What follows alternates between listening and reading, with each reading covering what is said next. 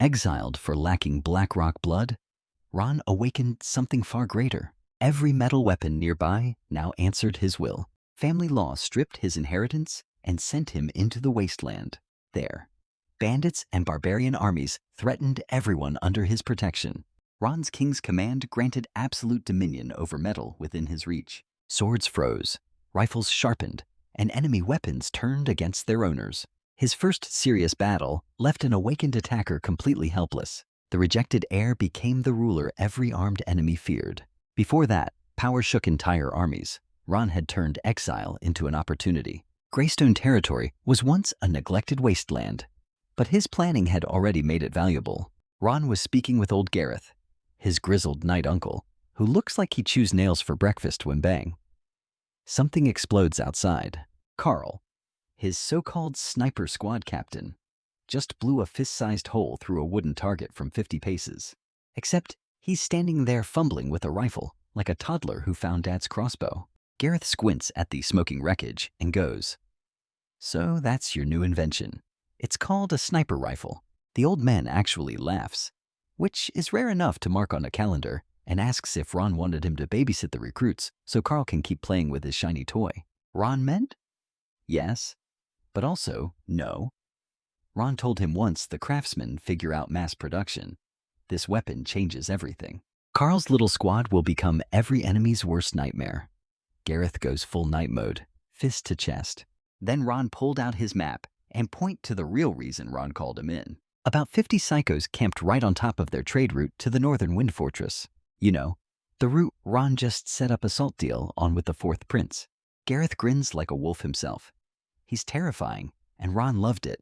After he leaves, Ron watched Carl teaching old soldiers how to use rifles in the courtyard. Ron allowed himself 3 seconds of feelings before moving on. 3 days later, Ron was up on the east tower at dawn. Ron told him to get hot food and ale ready. Hospitality matters. And to fetch Morris, his overworked administrator. Poor Morris looks like he hasn't slept since Ron was born. Dark circles so deep you could store grain in them. Ron felt a tiny bit guilty. Tiny good news, Ron told him. They're all from the Blackrock family. Ron was technically not a Blackrock anymore. Got kicked out of the inheritance line because Ron did not awaken the special Blackrock blood or whatever. But his old family isn't stupid. Honestly, Ron did the same. Ron assured Morris, these people will only handle basic paperwork while he keeps all the real power. Then the Blackrock caravan rolls in, and outsteps his brother William, staring at his territory like Ron just showed him a dragon doing taxes. Ron could not believe how far you've developed this place. Nobody in the family thinks of you as a cast-off. Ron, the Blackrock blood awakening thing is a kingdom law, not their choice. Ron shut it down with a shrug. Besides, Ron liked it out here. Nobody tells him what to do. And Ron got to invent guns. He tries to keep going with the feelings, but Ron cut him off. Where are the people, Ron requested. His administrator over there looks like he's about to collapse. And Ron had rather not explain to his nephew how Ron worked his uncle to death. This is Edwin, 10 years as a tax official in Blackrock City. And this is Alan, only 20 years old, but already fluent in 3 kingdom dialects and mathematics. Ron handed the whole bunch over to Morris. He bowed so fast, Ron thought his back might snap. Then Ron brought William inside for tea. Ron poured him a cup of snowpine tea with honey, a northern specialty. Then Ron cut the small talk. So, William, besides delivering his staff, what did Father actually send you here for? The Earl wants to strengthen trade between their territories, so Father wants to build up his military. The first prince is moving royal troops around. The second prince is secretly recruiting Eastern Earls and the king's health. His favorite genre of things that get people killed. Ron drummed his fingers on the table. So, Father wants to prepare early. The Blackrock family can't stay neutral if a throne war breaks out. Ron had already secured trade deals with several nomadic tribes. Ron had got over 300 horses right now. Ron told him. And since Ron may have borrowed a generous amount of family funds back in the day, Ron would send you 200 free of charge? His eyes went wide like Ron just told him Ron could fly. Ron set his cup down with a knowing smile. To Ron looked like a man who makes bad deals. And that's exactly why Ron was terrified right now. Ron held up 3 fingers. 1. BlackRock publicly acknowledges the trade partnership with Greystones Territory. 2. Father uses his connections to open a trade route to the Central Royal Lands. 3. Send him some awakened knights. Ron, you know family rules. Awakened bloodline bearers can't be sent away. Ron did not need your elite warriors. Ron would take the weird ones. Ron have a knight whose power is making plants grow faster. William stared at him like Ron had grown a second head. The useless talents are the ones Ron wanted most. But someone who can accelerate crop yields. That's priceless out here. Ron would bring it up with the Earl. Ron raised his teacup to a fruitful partnership. Ron just clinked his cup against his and smiled. After that, William stayed for 3 days. Ron showed him around the territory. The new marketplace buzzing with traders, the construction projects, the whole operation running like clockwork. Meanwhile, Ron had other headaches. Graham arrived with the caravan too, which meant Ron could keep working on his modern gunpowder research.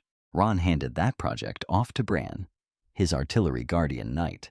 Since all Ron really knows is that proper gunpowder has something to do with soap, which needs animal fat, which needs livestock, which needs grain they don't have yet. Greystone Valley is great for mining, but has zero water power for mills. Steam engines, internal combustion. Sure, Ron had loved those.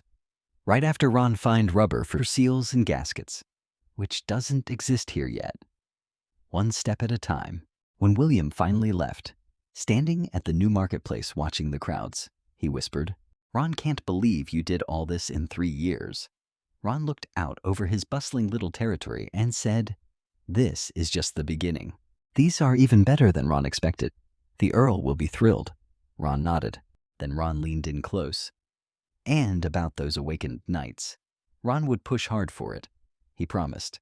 Ron stood at the gate, watching until the last speck vanished over the horizon, like some dramatic protagonist in a painting. Ron grabbed the scroll and started walking. "Oh, and tell Gareth to send 10 soldiers to guard the gunpowder workshop, because nothing ruins your day like someone accidentally or purposely blowing up your secret weapons factory." Finally, Ron told Morris to prepare a reception and headed to the Great Hall himself. "Esteemed Lord, Ron was Marcus here on behalf of the 4th Prince to discuss their partnership." Ron waved him to sit. "How is the 4th Prince? The Prince admires your achievements." Then he handed him a gold-sealed letter with the Prince's personal crest. A blue dragon with spread wings. Ron could produce way more than Ron let on. But in this world, the stuff is worth more than its weight in gold. And if Ron suddenly revealed massive production capacity to a prince who commands armies, yeah, that's how you get conquered on a Tuesday. Ron spent 5 years in the capital. Ron knew exactly what kind of people these princes are. Trust is a luxury Ron could not afford. So, Ron put on his best concerned and regretful face. Ron had got 500 in storage right now. If you stay 7 days, maybe Ron could squeeze out another 100. Ron shook his head with practiced sadness. Ron truly wish Ron could. The prince values this as a long-term partnership. Ron rewarded his reasonableness with a bonus offer. As a gesture of goodwill, Ron would have his troops clear out the bandits on the trade route. There's a sizable gang between here and the Northern Wind Fortress that's been attacking merchant caravans. Ron sipped his tea like an action hero delivering a one-liner. Marcus looked at him like Ron had just offered him a pile of gold. "The prince will be delighted. Just clearing the road for business," Ron said casually, as if deploying an army was something Ron did between breakfast and lunch. After Marcus left to rest, Morris slid over with the question Ron was waiting for. Ron kept his voice flat. "The salt deal exists, so Ron could wave around the 4th Prince's name like a shield." Ron walked. The trade road looked secure. Yet the Bloodwolves were waiting to test whether Greystone's new strength was real. Ron joined Gareth and 100 recruits because a lord needed to understand how his soldiers survived real combat. The Bloodwolves expected frightened beginners, never realizing their target could command every blade around them. Desperate outlaws. Some of them ex-noble soldiers with decent gear and zero regard for human life. Rook snorted and yelled in his broken common tongue, "What are you afraid of? Ron once chopped down 3 tribal warriors by himself. You spineless shrimp can't handle a few bandits." The recruits turned red, but nobody dared talk back. Ron went to him personally on a bandit raid. "Look, business and politics, that's his playground. The BlackRock family's special status meant Ron was never allowed near armies growing up. But Ron was not a Black Rock anymore. Ron was a lord now. And a lord who doesn't understand his own military is a lord who's going to get a very unpleasant surprise someday. Besides, that last fight with the Blood Eagle tribe was basically a massacre, not a real battle. Ron needed to see actual combat up close. Rook was assigned as his personal bodyguard, which is either very reassuring or very terrifying, depending on how you feel about psychopaths protecting you. They marched out in the gray morning fog. Hooves and boots made this dull rhythmic sound that would have been atmospheric if half the recruits weren't visibly panicking. Some gripped their spears so tight their knuckles went white. Others kept licking their cracked lips and looking around like they expected a bandit behind every bush. Gareth leaned over to him. "Young master, you really don't need to risk yourself. Bandit raids are small scale, but swords don't care who you are, Uncle Gareth." If Ron did not understand how his soldiers fight, how could Ron lead them? The Black Rock days are over. Ron was learning everything from scratch. Rook butted in with his usual subtlety. What kind of man does that a real warrior proves himself in enemy blood? Ron glanced at him sideways. This guy has zero volume control and even less tact. But ever since Ron beat him into submission, his loyalty has been rock solid. Annoying, but reliable. Like a guard dog that barks at everything, including furniture. Well, then make sure you keep him alive out there. Ron had rather not die on his first real battlefield experience. Rook slapped his chest so hard it echoed. Nobody touches a hair on your head while Ron breathed. They reached the edge of a dense forest, and Gareth signaled a halt. Complex terrain, perfect for ambushes. Generally the kind of place you don't want to be. Scouts report their hideout is in an abandoned village deep in these woods. About 50 to 60 men. Decent gear, but terrible discipline. Mostly rabble, though there's one awakened wild knight they need to watch out for. Ron nodded. Staring into the fog-wrapped trees, his heart was hammering under the plate armor. More like that feeling you get before jumping into cold water. Your body screaming, "This is a bad idea," while your brain says, "We're doing it anyway." Gareth's battle plan was simple. Rook takes 20 elites and loops around to cut off their escape. Gareth leads the main force straight in. Priority target, the awakened knight. Honestly, the plan was so basic, even Ron could spot the risks. But with green troops who've never seen combat, fancy tactics would just cause chaos. Sometimes simple and dumb beats, clever and confused. Rook flashed his murder grin. "That knight's head is his." Gareth turned to him with a serious look. His hand found the sword at his hip. Ron gripped it like it owed him money. Rook's team vanished into the bushes like shadows. The main force crept into the forest in a loose formation. It was dead quiet, just birds and rustling leaves. The recruits were breathing so loud it sounded like a windstorm. Then some genius stepped on a branch. Everyone around him shot death glares that could have killed the bandits all by themselves. Then a sharp whistle from ahead. He ripped out his great sword and launched forward like a human cannonball.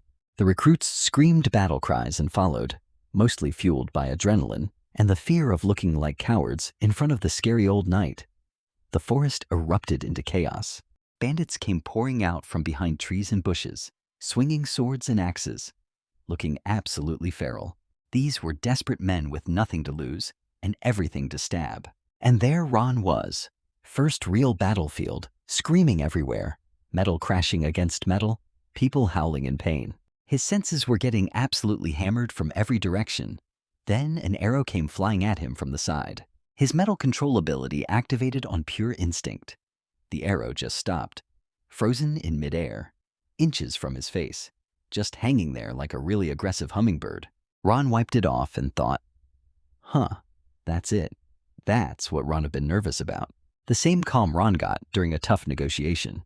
Except instead of contracts, people were dying. Ron felt his bloodline power flowing through him. That absolute control over metal, sharper and clearer than ever. "Don't worry about him, Uncle Gareth." His voice came out so calm, it surprised even him.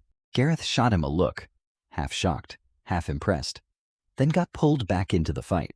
The bandits were tough individually, but crumbling under organized pressure. Their recruits were sloppy, but they had numbers and formation on their side.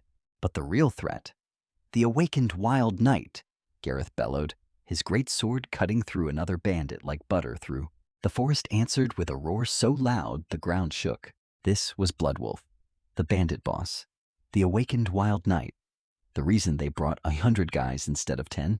He screamed like an animal, every muscle in his body bulging to cartoon proportions, and charged straight at Bloodwolf. The impact sound was so loud the recruits nearby grabbed their ears. Bloodwolf caught the axe on his giant sword like it was nothing.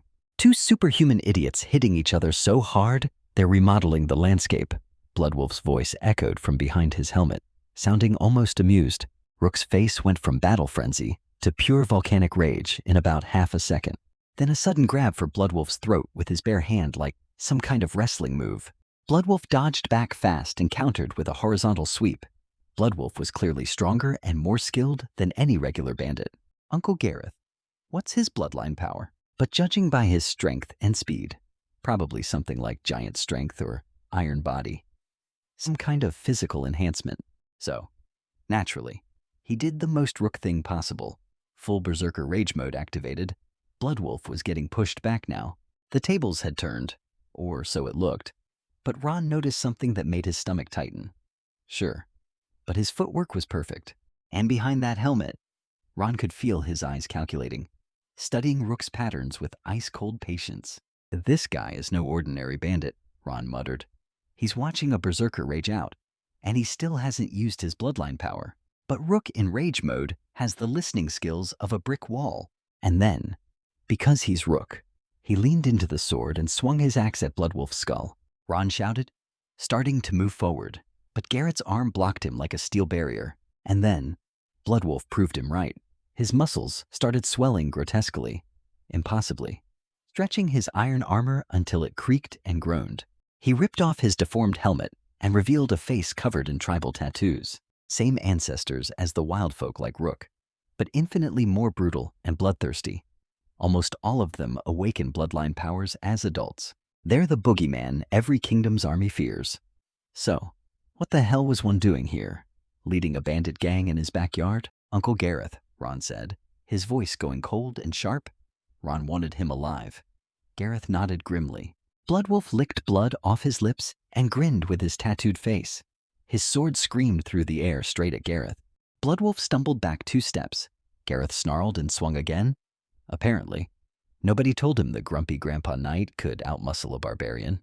He roared, muscles inflating again, veins bulging under his skin like worms, pushing even deeper into his bloodline power. Bloodwolf threw his head back and unleashed a roar that shook the forest. No, this is the barbarian exclusive Blood Fury ability. Everyone fall back. Gareth roared and charged straight at it, because of course he did.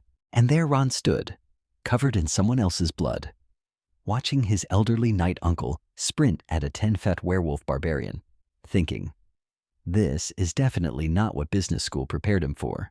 And this time, Gareth got knocked back several steps, his hands going numb. Bloodwolf was laughing like a psycho, raining down hits like a furry wrecking ball. But Uncle Gareth didn't become the scariest old man in the north by losing fights. He activated his own bloodline power giant bloodline. Bloodwolf's eyes went wide, then immediately filled with crazy excitement. The recruits backed up so far, they were practically in the next zip code. Ron stood his ground and kept his eyes locked on Bloodwolf. Ron both admire and worry about him. Meanwhile, the Gareth versus Bloodwolf show was reaching peak insanity. Gareth's decades of combat experience were giving him the edge, slowly pushing Bloodwolf back. But the barbarian's raw power was nothing to sneeze at. Then Bloodwolf pulled a dirty trick mid-swing with his giant sword. His left hand suddenly whipped a hidden hand axe from his belt and hurled it straight at Gareth's throat. His eyes went wide and his metal control activated on reflex. The axe froze in midair, 1 foot from Gareth's neck. Bloodwolf stared at him in shock. Gareth seized the opening and swung his great sword like a baseball bat right into Bloodwolf's chest. Blood erupted from a wound so deep Ron could see bone. The giant barbarian staggered backward and crashed to the ground. He lay there, fear flickering in his eyes for the first time, staring at him like Ron was some kind of witch. Tell him, why is a barbarian leading a bandit gang in his wasteland? He grunted in pain but refused to scream. Tough customer, respect. But Ron, I'm tougher. You can die here meaninglessly forgotten in a ditch. Ron said, his voice going ice cold, the kind of cold Ron usually reserved for contract negotiations with terrible terms, where you can talk and maybe Ron let you live. Ron was sent to scout the southern territories every 5 to 10 years. When the barbarian population outgrows what the frozen tundra can feed, they raid south. It's like a horrifying seasonal event that nobody puts on their calendar, but everyone dreads. But this time sounded different. Bloodwolf nodded weakly, blood pooling under him, and Ron knew exactly what happened 300 years ago. The last barbarian coalition smashed through the wasteland, broke through the northern wind fortress, the major defensive stronghold, and killed hundreds of thousands of people. When does your army move? His face ghost white from blood loss. But he choked out. Gareth nearly swallowed his tongue. Now, let him explain why 1,000 sounds small, but is actually terrifying. Barbarian warriors means awakened bloodline fighters. Every single one of them is a one-man army type. Now, the good news, their main attack would probably target the western wasteland, which is richer and more developed. The eastern side, where Ron was, would be a secondary front, just a distraction. The bad news, secondary front still means barbarian warriors showing up at his door, wanting to kill everyone. Gareth pressed his sword to Bloodwolf's throat. Then Ron remembered they wanted to invade his territory, and the sympathy evaporated. Ron waved Gareth down and kept interrogating. Ron wiggled his fingers, and the sword in his leg rotated half a turn. Ron did not know where they are, because apparently his life wasn't complicated enough with princes. Trade deals, secret gunpowder workshops, and grass seed collection. Now Ron got to add incoming barbarian apocalypse to the to-do list. Frozen Canyon western wasteland border with the ice plains, just as Ron suspected. But when Gareth heard that name, his face went the color of old milk. Gareth's voice dropped to something Ron had never heard before. 20 years ago at the Northern Wind Fortress battle, Gordon personally killed 3 Moonlight Knights. If the Grand Duke himself hadn't stepped in, the fortress would have fallen, and one barbarian just chopped through them like firewood.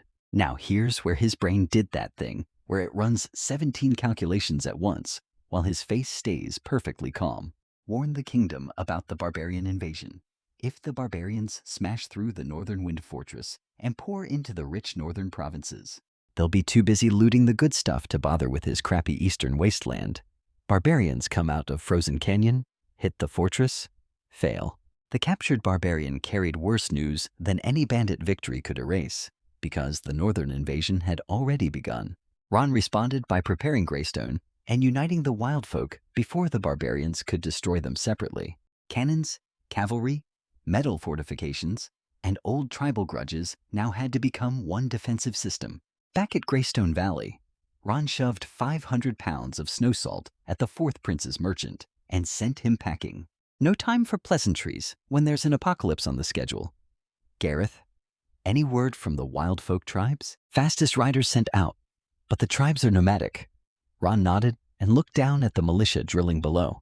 Good spirit, shiny equipment, zero real experience against barbarian warriors who are basically superhuman murder machines. These guys would fold like paper. Ron needed to fix that fast. Morris shut down all farm tool production at the steel mill. Ron wanted every old soldier equipped with steel armor and weapons within 1 month. Morris looked like Ron had asked him to build a castle out of cheese. His lord, armor takes forever to forge. They don't have the manpower. Ron drummed his fingers on the desk. They just need to hammer out steel bars and plates. Ron would handle the rest. Why hire 100 blacksmiths when you can literally bend steel with your mind? Sometimes being the protagonist has its perks. Morris scribbled frantically, then looked up. Ron would handle those personally, too. His eyes sharpened. And tell the gunpowder workshop to increase production. Bran rushed in, looking like he'd face planted into a firecracker. Soot and powder dust everywhere. He straightened up like a proud father at a school play. First batch of 20 gunners can operate the cannons smoothly. Only they were burning through gunpowder pretty fast. They had got 7 warehouses of raw materials. Gunpowder won't be a problem. Starting today, double the training. Also, recruit 30 sharp guys and form a second artillery team. Bran practically vibrated with excitement. Artillery guys are a special breed. After everyone left, Ron stood alone, staring north toward the frozen canyon. Somewhere beyond that horizon, a 10-met barbarian warlord named Gordon the Skullcrusher was assembling 1,000 superhuman warriors for a full-scale invasion. Gordon Skullcrusher. Ron muttered the name, letting it sink in. Then, Ron cracked a cold smile. You go smash your head against Northern Wind Fortress. The eastern wasteland isn't the soft target you think it is. Famous last words. Possibly. But a man can dream. The wild folk showed up way faster than expected. 3 days later, hoofbeats thundered outside Greystone Castle.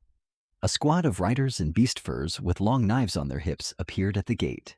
Leading them was a massive, scarred-up middle-aged man who looked like he'd been in a fight with a bear, and the bear lost. Ron was Ironbone, chieftain of the Black Wolf tribe.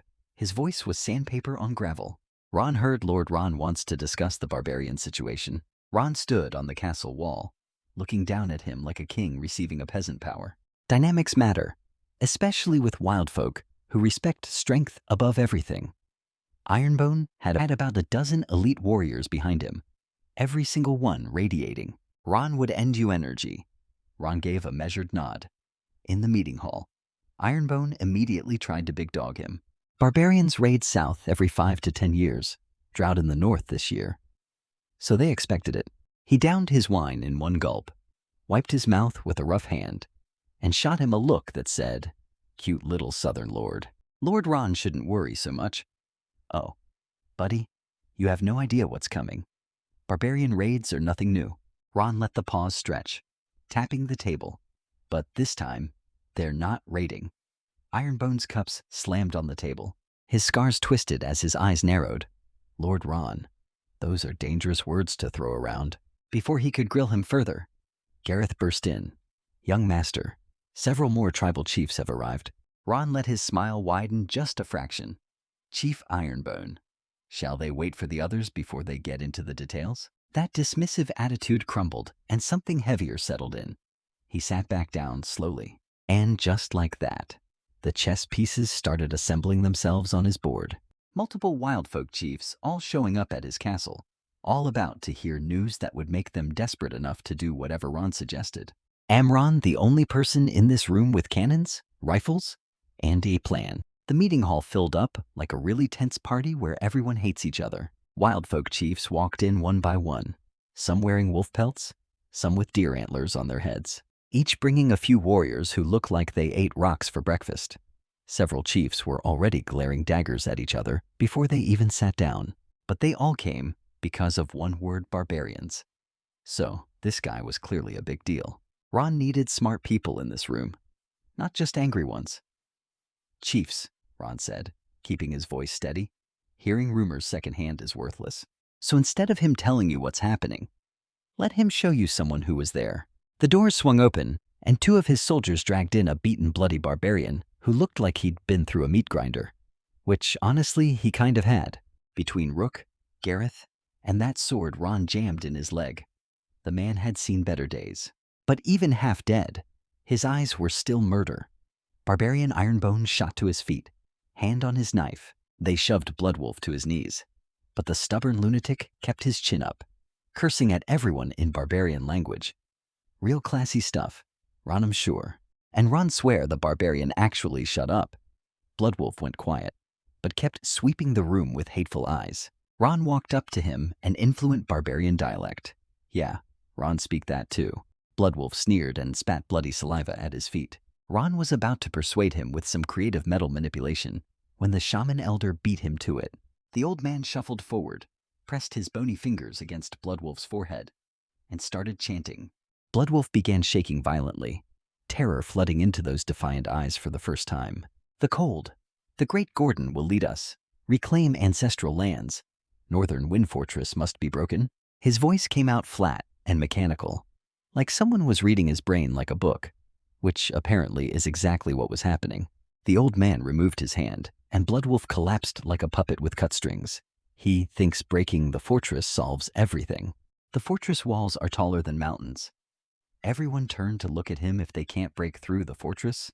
Ron stood up and walked to the big map on the wall. If the fortress holds, the barbarians need somewhere to live. The western wasteland faces the main attack. But The east. Ron tapped the map. His finger landed hard on Greystone Valley. Ron looked every chief dead in the eye. Have you forgotten 20 years ago? A dozen tribes combined couldn't stop the barbarian flanking force. If the fortress army hadn't crushed their main force, they'd all be dead. Ironbone went pale, fists shaking, but he had no answer. Everyone, Ron said, walking to the window. Ron yanked the curtains open and pointed down at the training grounds below. And in the distance, boom, a test cannon fired, sending a plume of smoke into the sky. But now Ron was on your side. Ron had quality weapons, trained troops, and Ron pointed at the rising smoke. The chiefs crowded to the window, eyes going wide at weapons they'd never seen before. And this was a man who'd mind-hacked a barbarian without flinching? No. Ron stood next to the smoking cannon wreathed in gunpowder haze. At least Ron hoped so. His expression shifting from shock to something Ron liked much better. Lord Ron, tell them what you need. Ron looked around the room at all these grizzled wildfolk chiefs and said the thing Ron knew would start a riot. Pause for effect, and Ron would be the leader. You'd think Ron had insulted their mothers, their horses, and their ancestors all at once. Bloodclaw slammed the table and stood up. Bloodclaw, did you already forget the cannon that turned a cliff into gravel 5 minutes ago? Ron has power they don't. Which is true. But cavalry versus cannons is like fists versus lightning. The thing people yell about right before they lose everything. Before the shouting turned into stabbing, the shaman elder cracked his bone staff on the floor. Because Ron had no escape either. Besides cannon support, Ron let a smile creep in. Why would you be so generous? Ron, I'm not generous, Ron said flatly. He spun around, raised his bone staff high, and declared to the whole room, in the name of the ancestral spirits, the White Wolf tribe allies with Lord Ron. One by one, the other chiefs followed, some reluctantly, some eagerly. But they all nodded. Bloodclaw stood there looking like he'd swallowed a wasp. But with every major tribe siding with him, he had no choice. He gave the angriest nod Ron had ever seen. Ron kept his face perfectly calm inside doing backflips. But a leader doesn't celebrate until the war is won. Gareth, give the chiefs a tour of their defenses. After everyone filed out, Ron stood alone on the castle wall, staring north. Gareth appeared behind him like his personal shadow of pessimism. Ron tapped the stone wall. Besides, Ron never expected them to follow orders perfectly. As long as they pinned down the barbarian flanks on the battlefield, Ron laughed and patted the old man's shoulder. That's exactly why Ron made Ironbone and the shaman declare first. Bloodclaw is angry, but he's not stupid enough to defy the White Wolf and Black Wolf tribes simultaneously. His finger traced a crack in the castle wall when barbarian swords are actually at his throat. Workers built a second outer wall and studded it with sharpened wooden stakes, because if you can't have a moat, pointy sticks are the next best thing. Ron supervised everything from the new watchtower. Ron told the head engineer their firing angle is too narrow. Right away, his lord. Ron kept his promise to the wildfolk, delivered fresh steel battle axes and spears. Not a huge amount, but enough to dramatically boost their morale. Good, elder, rest assured, Ron told him with a smile. A rough map spread across his desk, marked with barbarian attack routes and their defense positions. Gareth stood beside him, looking grim. Scouts report barbarian vanguards already in the western wasteland. Survivors are fleeing toward the northern wind fortress. Ron tapped the fortress on the map. And what's their beloved fourth prince doing about it? Northern wind fortress has sealed its gates. Guards doubled on the walls, but no counterattack. No sortie? Nothing. Ron laughed cold and sharp. Their fourth prince, still as brilliant as ever, hiding behind walls while his people burn? Gareth hesitated, then spoke quietly.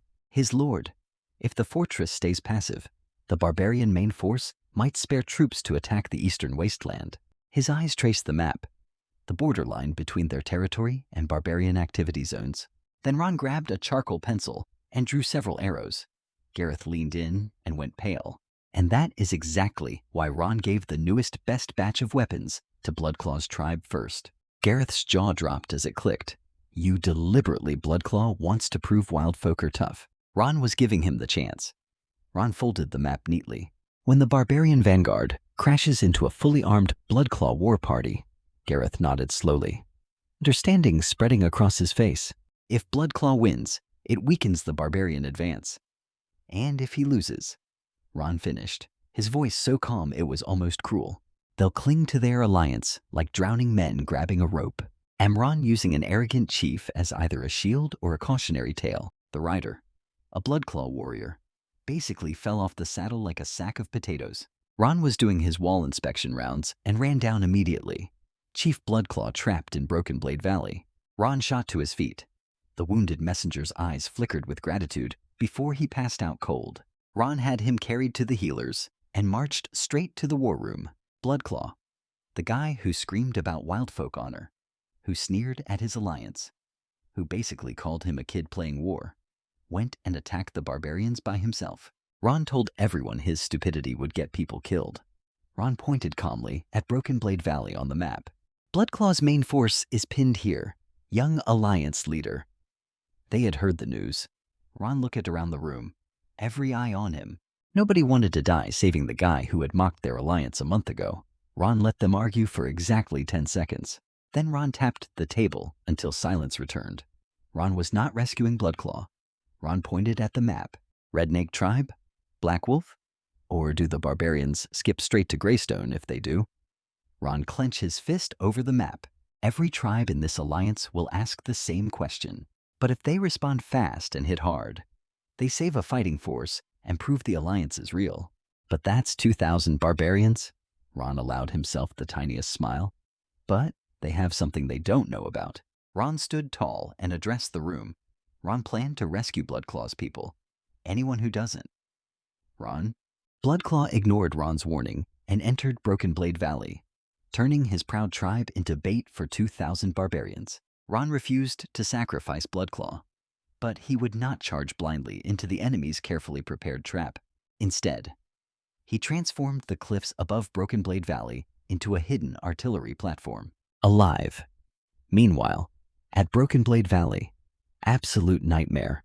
The barbarian camp stretched for miles, campfires glowing in the dark like red demon eyes. Surviving warriors were cornered at the bottom of the valley, listening to barbarian laughter and war drums echoing off the canyon walls. Bloodclaw himself was slumped against a boulder, left arm slashed to the bone, blood soaking half his body. His eyes burned with rage and regret in roughly equal portions. Chief, they can't hold much longer. A warrior collapsed at his feet, voice destroyed. Then noise from outside the valley, war drums losing their rhythm. A warrior scrambled to high ground and screamed. Bloodclaw blinked, then laughed bitterly. Ironbone coming to watch him die in person. But what he saw wasn't mockery. The Black Wolf Riders were ghosting along the barbarian perimeter like phantoms, unleashing arrow storms that shredded the outer defenses.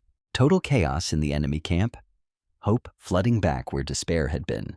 It's coming to save your ungrateful behind with cannons. On the march, Ron sent out every scout Ron had. By evening, the first batch came back with the kind of news that makes your stomach do gymnastics. His lord, Ironbones. Wolf Riders clashed with barbarian scouts outside Broken Blade Valley. The barbarian main force is definitely besieging Bloodclaw, but they've got at least 500 warriors posted as a perimeter guard. The barbarians lit the valley entrance on fire with flame arrows, Bloodclaws. People are trapped inside like sardines in a burning can. The shaman elder slammed his staff. They must hurry. Ron raised his hand. No, that's exactly what they want.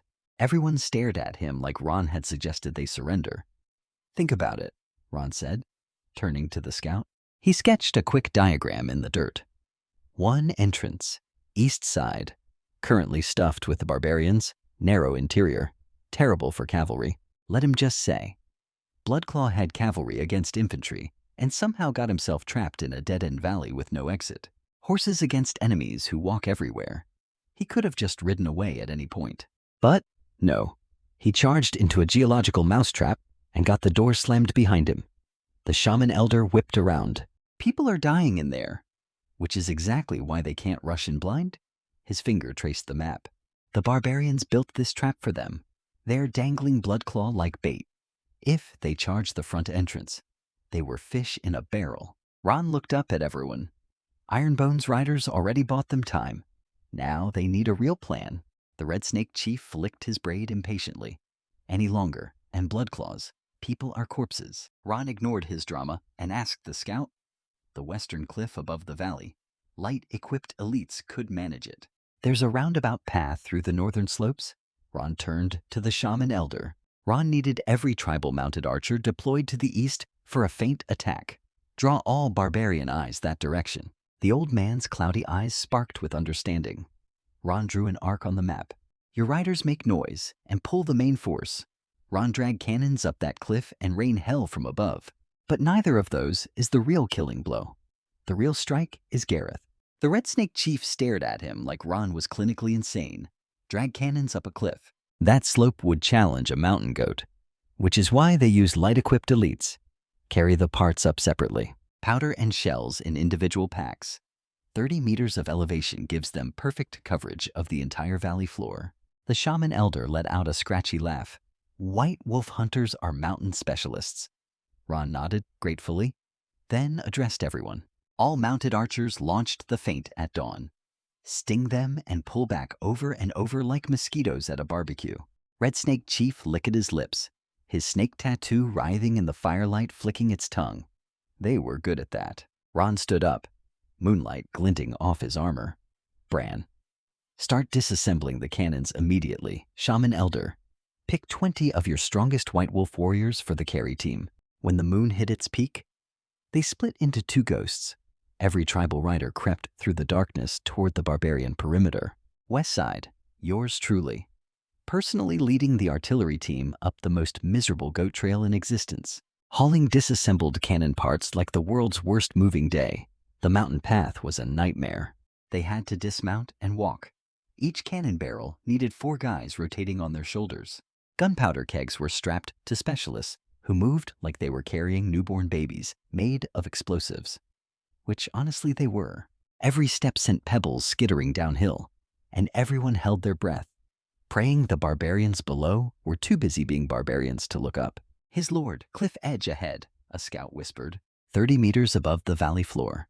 Direct line of sight to the main barbarian camp. Ron crawled to a jutting rock and looked down. The moonlit valley spread below like a diorama of war. Barbarian tents packed thick around the valley entrance. Campfires stretching in every direction. Deep in the valley, Ron could barely make out Bloodclaw's sad little defensive line, almost out of arrows and rocks. 8 light field cannons lined up along the cliff edge like a firing squad from heaven. Gunners clicked parts together with practiced hands, measuring angles. White Wolf warriors tied ropes around the gun carriages to absorb recoil, because a cannon sliding off a cliff would be a very stupid way to lose our advantage. Right on cue, the east side erupted. Red Snake riders launched the first wave, arrow storms hammering the barbarian perimeter, then vanishing into the dark like smoke. The barbarian camp went absolutely haywire. Back at barbarian headquarters, their commander was having the worst night of his life. Ron could hear him raging from up on his cliff. He slammed a table so hard the mapstones bounced. Nothing but hit and run, his aide carefully suggested. But the harassment never stopped. By the time the eastern sky started turning gray, barbarian warriors were dead on their feet. Up on his cliff, Ron patted the last cannon barrel gently like a proud father. Full coverage of the barbarian main camp. Grape shot. Ron turned to his signal runner. Tell Gareth, prepare to charge. Bloodclaw was wondering if he'd die today. Down at the valley entrance, Gareth grinned like a shark that just spotted a swimming pool full of fish. The barbarian main camp disappeared under a storm of grape shot. And then the sky starts spitting metal.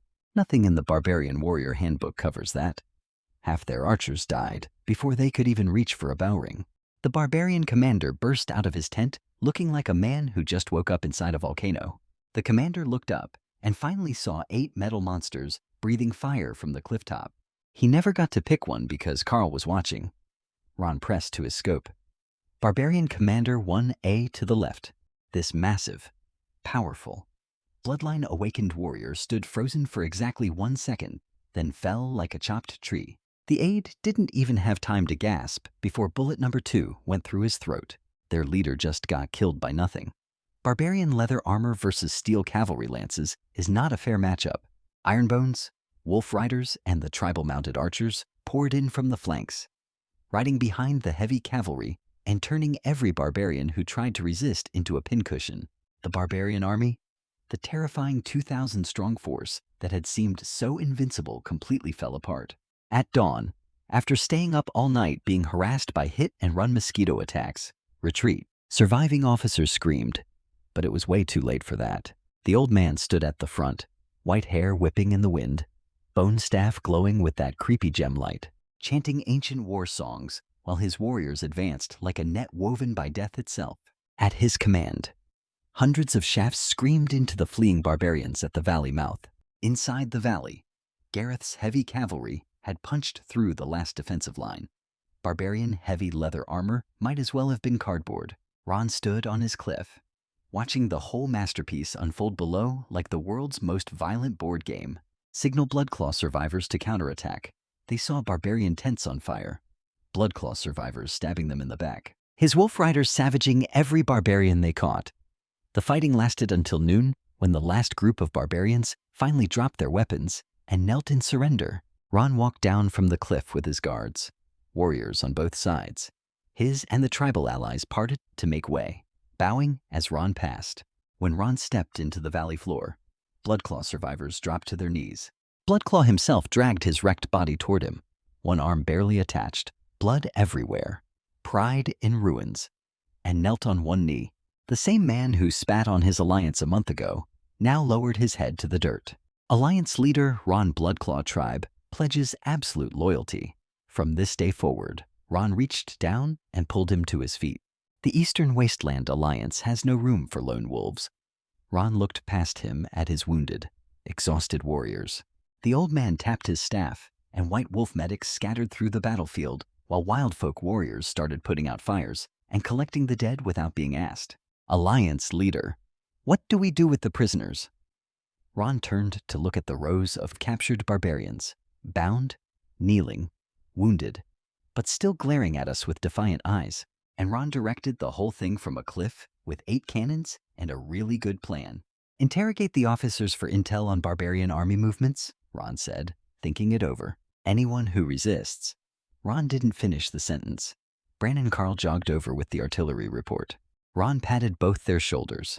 Carl, his boy Carl, who started this whole journey fumbling with a rifle like a toddler with a wrench. Just ahead, she shot a barbarian commander from 200 meters through morning fog. But standing there on that smoky battlefield, covered in dust and authority, nobody was questioning his credentials anymore. Ironbone kicked a dead barbarian out of his path and laughed his gravel laugh. Alliance leader. Those cannons are amazing. Ron stepped in before a theological debate erupted on a corpse-covered battlefield. The real power is the Eastern Wasteland Alliance, standing united.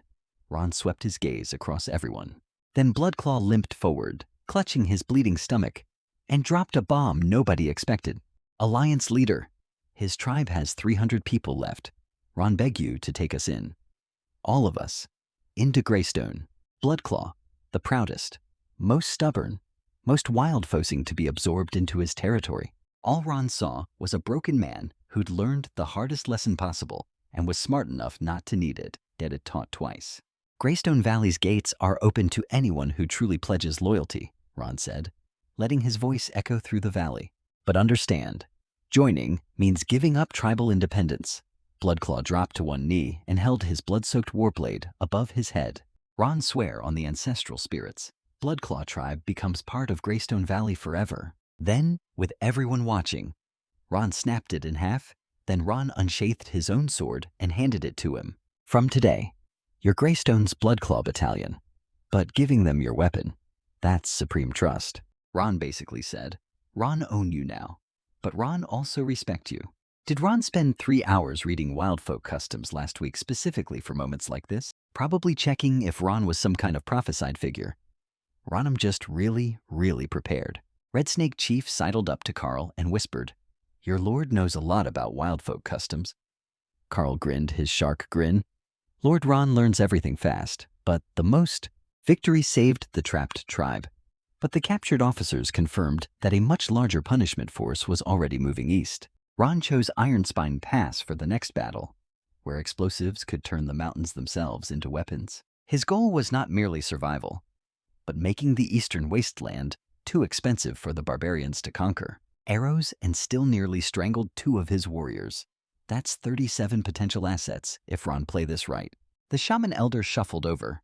White-haired, dancing in the wind? Alliance leader? The barbarians won't accept this. 2 war bands going silent in the east. Their royal court will send something much worse. Ron gazed at the dark northern sky and let a cold smile form. That's exactly what Ron wanted. If they destroy one more force like this, they'll have to ask themselves, is the eastern wasteland worth the cost? We're the junk food on the buffet table. Make us expensive enough and they'll eat somewhere else. The shaman raised his wide eyebrows. You want to go on the offensive? No. They'll come to them. Ron traced his finger across the map to a narrow mountain pass, the only road connecting east and west wasteland. Any barbarian force entering the east has to pass through here. His finger pressed hard on the spot.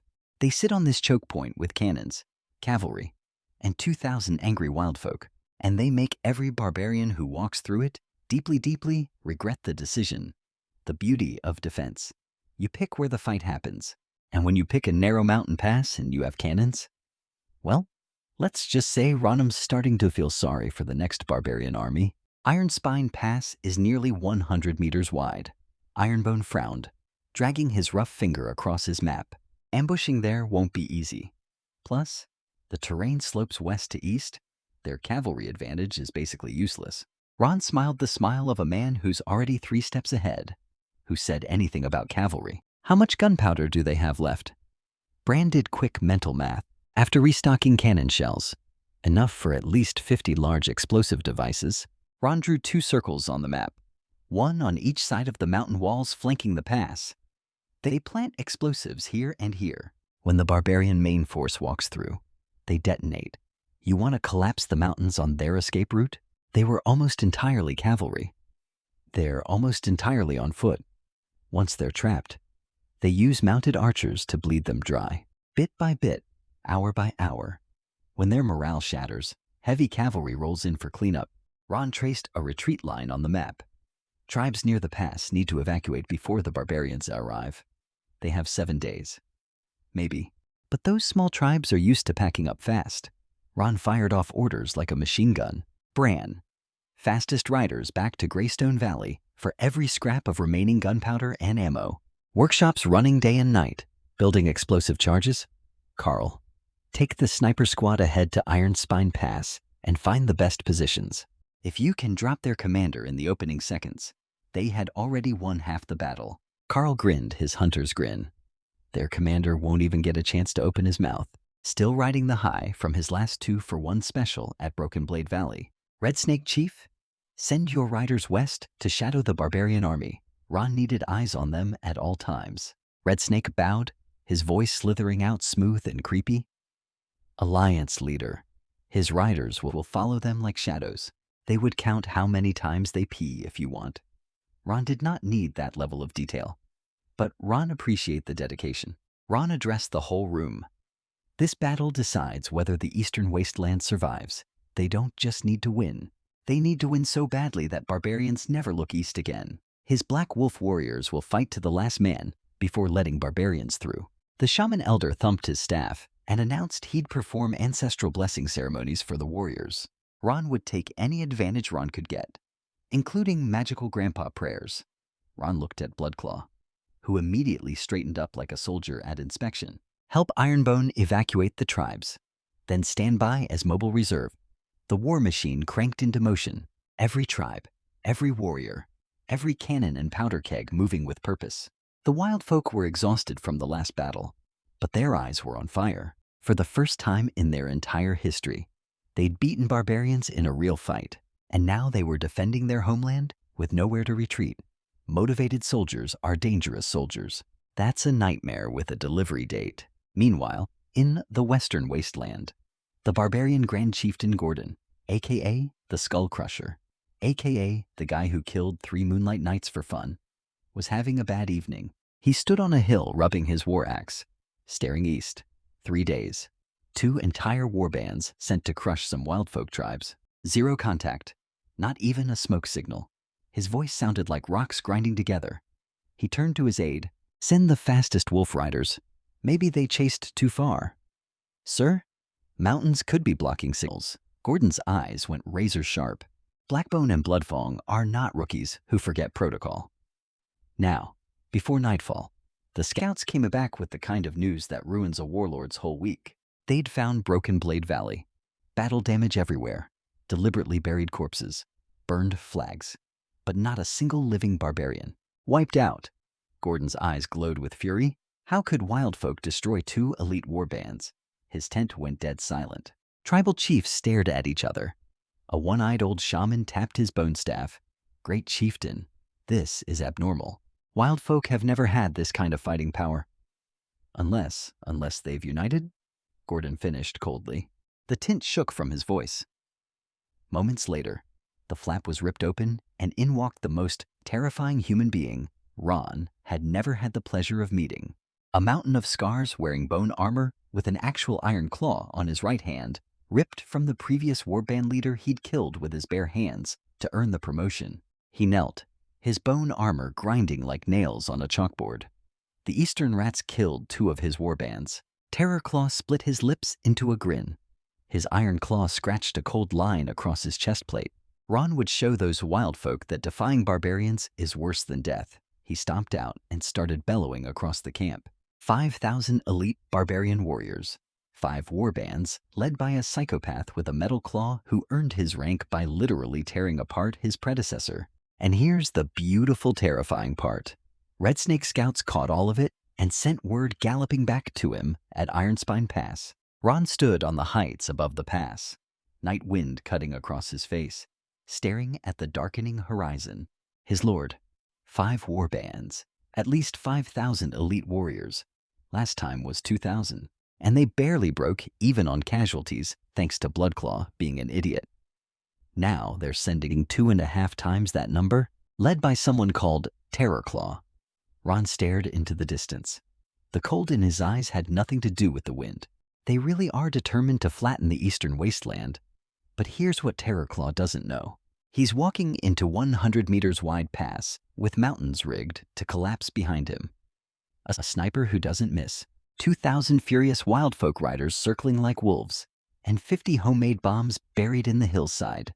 He thinks he's coming to punish them. He's actually walking into the world's most elaborate mousetrap. Welcome to Ironspine Pass. Terrorclaw, Ron had been expecting you. All ambush units in position? He nodded. Carl's sniper squad is hidden on both high points flanking the pass. Camouflage so good, even birds can't spot them. A few remote villages still moving. Iron Bones personally covering the rear guard. Tell him dawn tomorrow is the deadline. After that, barbarian scouts might find their trail. Brand scribbled notes, then added, Red Snake's riders report the barbarian army has mobilized. Estimated arrival at Ironspine Pass. By the next evening, Ron stood on the cliff edge overlooking the pass. Wind cutting his face like frozen razors. His shadow stretched behind him like an unsheathed sword. Dramatic. Sure. But Ron had earned it. All 50 explosive devices planted exactly where you specified. They test detonated one on the eastern edge. He pointed at a fresh pile of rubble in the distance. Enough rockfall to completely block the pass. Every detonation point must trigger simultaneously. Ron wanted apocalypse, not firecrackers. Carl personally checked every fuse line. Said if anything malfunctions, he'll eat his rifle. That almost made him laugh. Ron noticed Brand's bloodshot eyes and powder-dusted face. Tomorrow, Ron needed sharp minds, not zombies. Ron mentally rehearsed every detail, every variable, every possible disaster. Even perfect plans die to one stray arrow. Red Snake materialized from the shadows like a human snake, barely visible except for those predator eyes and that creepy tattoo. Barbarian Vanguard is a day and a half out, but their scouts are approaching Ironbone's last evacuation villages. He showed him his charcoal-marked leather map. 2 villages near the pass. Ironbone covering the retreat personally, but elderly and children move slow. Create false tracks leading toward the southern swamps. And do not kill any scouts. Dead scouts make the main army suspicious.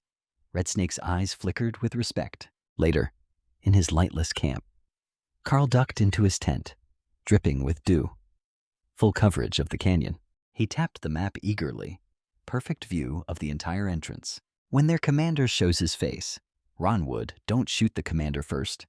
Hit flag bearers and hornblowers first. 5,000 men crammed in a narrow canyon. Suddenly deaf and blind to orders. Panic spreads faster than death. Understanding dawned on his face. Every shot will be psychological warfare. Then Bran exploded through the tent flap. Barbarian scouts found the last village. He ambushed them, but one escaped. Ron shot to his feet. Mapstones scattered across the floor. The tent went silent as a tomb. Carl punched the table and swore. One scout, one single barbarian who got away. If he reaches Terraclaw's army and reports wildfolk evacuations near the pass, they might suspect a trap. His entire plan, the explosives, the ambush, everything could unravel because one guy ran faster than Ironbone's warriors, and the dice just wobbled.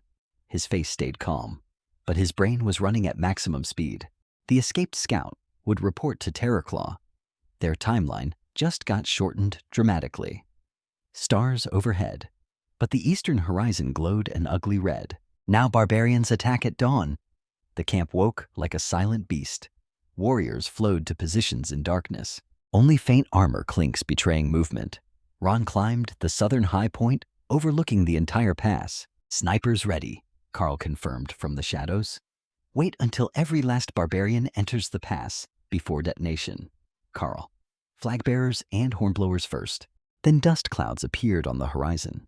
5,000 barbarians, marching like a black flood, footsteps rumbling like distant thunder. Ron wanted them to try forward. War flags snapping, metal clanging, boots stomping through the canyon like they owned the place. Ron watched from above, counting, waiting, patient as a spider. The last barbarian stepped inside the pass. Dust swallowed the army whole. He scrambled up just in time to watch a boulder flatten a dozen warriors, including an awakened centurion, into paste. See? Ron could have committed everything and destroyed them right there, but that would cost him half his army. Carl's team squeezed off one final volley, dropping another dozen officers, then vanished into rock crevices like ghosts. From his observation point, Ron watched through his telescope as Terraclaw raged at nothing, but the rider was already gone. Ron would admit Terraclaw adapted faster than expected. Ron watched through his telescope from a distant hill. He's smarter than Ron thought. Sure, but that turtle formation moves maybe 20 meters a day. Ron traced 3 blue dots on his map and stabbed each with his dagger. When the barbarian army reached Red Eye Lake at sunset, the scouts nearly collapsed. Nearly half the army had explosive diarrhea. Terraclaw himself was fighting his own rebellious intestines while patrolling camp, pretending everything was fine. His aides started saying, "Sir, if the other water sources are also before Terraclaw's iron claw closed around his throat, question him again, and Ron would wear your guts as a necklace." Their legendary barbarian pride was dissolving one stomach cramp at a time. Alliance leader, can they attack now? Attack now, and desperation makes them dangerous. Red Snake licked his teeth impatiently. But they're drinking poison water. Ron don't want a costly victory. Ron wanted a perfect one. By day 10, Terraclaw's army looked like zombies auditioning for a horror play. Barbarians scrambled to form lines, but their bodies were finished. Finally, one barbarian cracked, dropped his weapon, fell to his knees, screaming surrender. Ron lowered his telescope and smiled coldly. Ron made the archers fire 3 more volleys first, when Ron was absolutely certain their spirit was shattered. Ron mounted up. The Alliance army surged forward like a tidal wave. The legendary barbarian warlord looked like a defanged tiger. He screamed. Ron had rather die fighting and charged his warriors with his claw raised. Barbarian, surrender and keep your body intact. Gareth blocked it like swatting a fly. Terraclaw stared at his destroyed weapon, then did something Ron genuinely didn't expect. Terraclaw actually lifted giant form Gareth and nearly body slammed him. Gareth punched Terraclaw so hard he flew several meters. Terraclaw broke 3 ribs and responded by biting a chunk out of Gareth's shoulder. Gareth grabbed Terraclaw's head and repeatedly smashed it into the ground until the barbarian passed out. But even unconscious, his teeth wouldn't release Gareth's arm. Most metal fist fight Ron have ever witnessed, literally. Gareth stood over the unconscious Terraclaw, bleeding from dozens of wounds, breathing like a broken bellows. And that's why Ron loved Uncle Gareth. His soldiers tied up the unconscious Terror Claw, while Red Snake sneered about killing him. Ron shut that down fast. With the entire barbarian main army, Ron had them give Terror Claws at a horse, clean water, and food. Then Ron walked up to the trembling man and said flatly, "Tell your king." Ron did not want war. But the eastern wasteland isn't a free buffet if barbarians step here again. Ron pointed at Terrorclaw and chains. He gulped clean water like a man reborn, stammered a promise to deliver the message, and Red Snake kicked his horses. But to send him galloping north, 2 battles, 3,000 barbarians killed for 1,000 captured, thousands of warriors chanting, "Ron, king, king of the wild folk." Even barbarian prisoners looked up in terror at the figures standing on the sand dune. Ron stayed quiet, watching every face. Tempting, but declaring himself Wildfolk King while the Anglo Kingdom still functioned would paint a massive target on his back. Lucky for him, barbarians were currently keeping the kingdom's attention locked on Northern Wind Fortress. Ron could play the uncrowned king for now. We won because we fought like wolves together, not because of him. But thousands of prisoners now knelt before Ron, and deciding their value would reshape both the alliance and the coming war. Instead of wasting captured warriors, Ron used negotiation, funeral honor, labor, and resettlement to convert victory into lasting power. That decision revealed his real advantage. Metal Dominion won battles, but strategy built a state. Does the Eastern Wasteland produce? The Shaman Elder raised the obvious objection. Every time wild folk tried trading with Anglo people, they got treated like animals. The tent murmured with bitter agreement. Ron poured the old man a cup of Mayor's milk wine personally. But when Anglo faces barbarian armies and internal rebellion simultaneously, do you think they'll care whether their trading partner is civilized enough? When their granaries burn and their blacksmiths die, their horses become lifelines. Ron was technically an Anglo pioneer baron, worthless title in the capital. But on the border, it opens doors. Ron did not mention Ron was formerly a Blackrock. Save that card for later. They'd always had horses and furs, but could only smuggle tiny amounts across borders. Stable trade routes meant everything. His tribe sends 200 warriors to the standing army. First, Black Wolf and White Wolf followed instantly. Once, 3 major tribes agreed. Smaller ones fell in line like dominoes. 1,000 permanent soldiers assembled, not counting his own Greystone forces, which stayed separate. Always keep your personal army independent. To the Eastern Wasteland's future. 36 chiefs roared so loud the tent nearly collapsed. Meanwhile, 7 days later, somewhere at Northern Wind Fortress, Gordon the Skull Crusher smashed his helmet into the ground so hard it dented. His roar echoed through the stone command tent. 15 barbarian chieftains sat frozen. The supreme warlord was volcanic. Massive iron-armored frame, lion mane, gray hair, that horrible scar across his left eye, pulsing red with rage. The Frostwolf Elder tried calming him down. Their main force is intact. They had besieged it 2 months. Anglo cowards hide behind walls while his warriors bleed. Then the tent flap opened and silence fell like a hammer. The Grand Shaman walked in. Snowwolf cloak, rune-carved bone staff, each step making torchlight flicker. "You've lost 7,000 warriors to rats," the Grand Shaman said coldly. "And you want to send more?" The Grand Shaman's message was brutal but logical. The goal was the fortress and ancestral lands beyond it, not some wasteland sideshow. Wasting troops on Eastern revenge was strategic suicide. Then, the Grand Shaman dropped the real bombshell. Offer gold and jewels for the prisoners. Acknowledge the Eastern Wasteland's new power? That's admitting those rats matter. It's ensuring they don't stab them from behind while they storm the fortress. You fool. The Grand Shaman produced a mammoth ivory wolf pendant covered in ancient ruins. Give this to their shaman. Gordon swallowed his pride and accepted it. So, let him get this straight. The most feared barbarian army on the continent just decided Ron was too expensive to fight. Trading gold for prisoners Ron captured using gunpowder, snipers, rotten horse manure, and 0 sleep. The barbarian envoy showed up after 3 days of riding.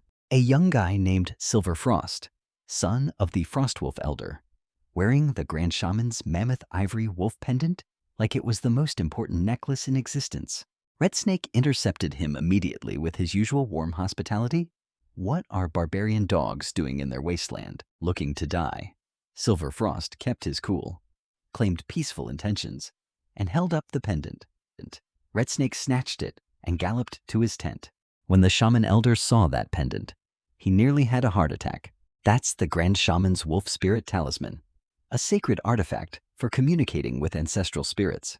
Apparently, refusing this thing would be considered spitting on every dead barbarian ancestor simultaneously.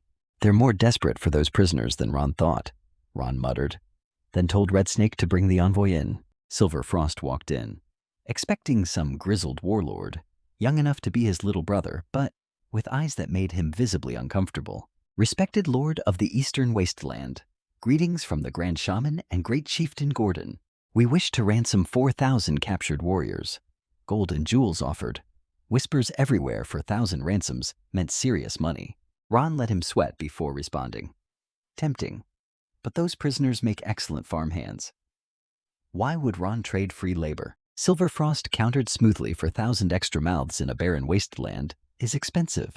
We offer 2 gold coins per warrior, 8,000 gold coins total.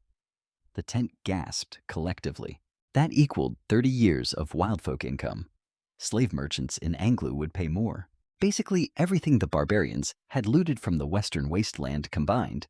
Ron leaned forward, voice dropping to ice temperature. Mocking your 7,000 soldiers came here planning genocide. Now you're offended by pricing. Then Ron played his real card. 80,000 wildfolk can mobilize for total war. Maybe we can't destroy you, but we'll wound you badly enough for Anglu to counterattack. Suddenly, you're fighting 2 fronts. Silver Frost looked like he'd swallowed poison. He hadn't expected him to understand barbarian grand strategy this thoroughly. Ron stood up, towering over him psychologically. But since Ron respect your Grand Shaman, 3 gold coins per warrior, plus 1 healthy Anglo farmer for each prisoner returned. Confused silence from everyone. The wildfolk chiefs had no idea why Ron wanted farmers. 1 barbarian warrior for 3 coins and 1 Angusant, ones who can actually work. Why do you want farmers? Those captives are useless mouths for you anyway. Right? Ron must consult the Grand Shaman and Gordon naturally. After that, Ron let the threat hang unfinished. His face flickered with anxiety before smoothing over. Ron'll deliver your terms exactly. 12,000 gold coins plus 4,000 trained farmers. The gold funds his military. The farmers transform his wasteland into productive farmland. The barbarians get warriors back for their fortress siege. Everyone walks away thinking they won. Except Ron actually won. But nobody needs to know that yet. The moment Silver Frost left, the tent erupted. Why trade prisoners for farmers? Those soft Anglo peasants are useless. More gold coins would be better? Ron smiled and asked everyone. What does the Eastern Wasteland need most? The shaman elder stroked his beard thoughtfully. We have horses, furs, medicine. We lack people who can farm. Ron walked to the map. Our land is poor but farmable. 4,000 farmers means 40,000 acres. That's 4 million pounds of grain annually, enough to feed 80,000 wildfolk forever. Ron let that sink in. Gold coins can't fill stomachs. You'd have to cross mountains just to spend them. Without food independence, Anglu controls us permanently. Red Snake scratched his head. Muttering about grain mountains, the shaman elder's eyes lit up like stars. Then Ironbone raised the obvious concern. Ron am an Anglo pioneer baron. Ron have legal authority over them. Then Ron dropped his real bombshell. Chief stared at him like Ron had announced free money from heaven, which technically Ron had. Ironbone slapped his thigh so hard it echoed. Without them, their fortress siege weakens dramatically. Meanwhile, in barbarian territory, Silver Frost was delivering his demands face down on the ground. Ron'd never sell perfectly good labor, but they didn't know that. Farmers can be captured again. But veteran warriors are priceless. Open trade with the Eastern Wasteland, including horses. How did Ron destroy 5,000 barbarian elites? Horses are non-negotiable, Ron said flatly. Ron would trade cattle, sheep, and furs for your iron, ore, and precious metals. Ron cut him off without blinking. But Ron'll offer another deal. His fists went white with rage, but his head dropped. Ron waved them down, keeping his face perfectly calm despite his brain screaming. Ron hoped to trade Anglo captives for Eastern horses. Wild folk don't dig their own graves, Ron replied evenly. When the Grand Shaman noticed, Ron explained it ensured Anglo Kingdom would recognize the document's legality regarding their citizens. Ron was preparing legal groundwork for future dealings, regardless of who won the war. Smart old man caught his implication that Ron didn't believe barbarians would ultimately succeed. Ron sent Red Snake to verify, while lines of disarmed barbarian prisoners marched out from our side. Gordon himself showed up riding a giant war bear, because apparently horses aren't dramatic enough for supreme warlords. Every prisoner accounted for, Ron assured him. Ron clapped his hands and soldiers brought out 37 bone ash urns.